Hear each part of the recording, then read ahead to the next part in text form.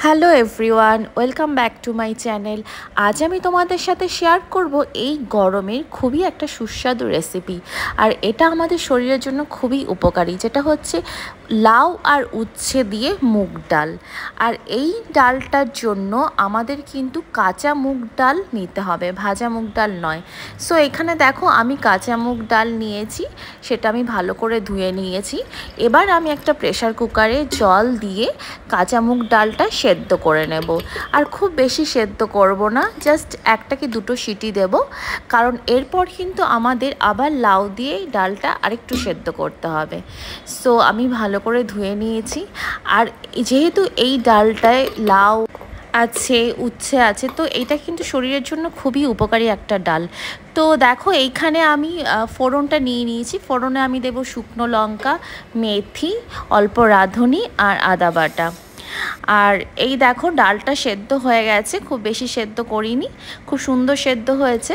এবার আমি এর মধ্যে ডুমো ডুমো করে কেটে রাখা লাউগুলো দিয়ে দেব। আর লাউটা দিয়ে আমি আবার একটা সিটি দেব।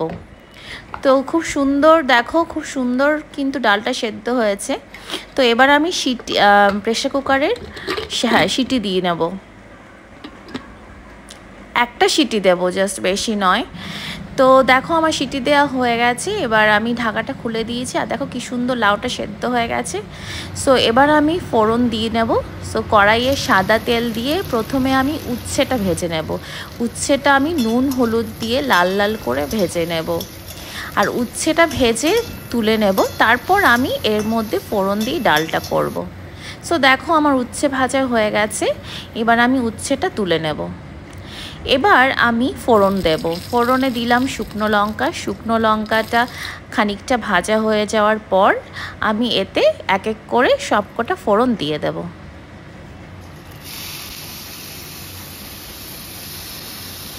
এবার ফোড়নগুলো একটু ভালো করে ভেজে নেব, একটু লাল লাল করে ভেজে নেব ফোড়নটা। সো দেখো আমার কিন্তু ফোড়নটাও ভাজা হয়ে গেছে। এবার আমি ডালটা ঢেলে দেব। ডালটা দিয়ে আমি অল্প নুন আর হলুদ, স্বাদ মতো নুন হলুদ দিয়ে ভালো করে ডালটা নাড়িয়ে নেব। আরেকটা কথা, এই ডালটা কিন্তু বেশি ফোটাবো না। কোনো ডালই তোমার ফোড়নের পর খুব বেশি ফোটালে কিন্তু সেই ডালটা টেস্ট থাকে না। আর এবার আমি উচ্ছেটাও দিয়ে দিলাম, ভাজা উচ্ছেটা। এবার ভালো করে নাড়িয়ে নেব। আর হ্যাঁ, অবশ্যই কিন্তু চিনি দেবে তোমরা। 1 চামচ চিনি, যে যেমন খায় সেরকম চিনি দিয়ে ভালো করে নাড়িয়ে নেবে। এবার দেখো আমার কিন্তু ডাল রেডি মোটামুটি, আর হালকা হালকা একটু ফুটেছে। সো আমি গ্যাসটা অফ করে দেব। আর সবশেষে দিয়ে দেবো 2 চামচ ঘি, বিকজ ঘিতেই কিন্তু তোমার স্বাদটা আরও বেশি বেড়ে যাবে।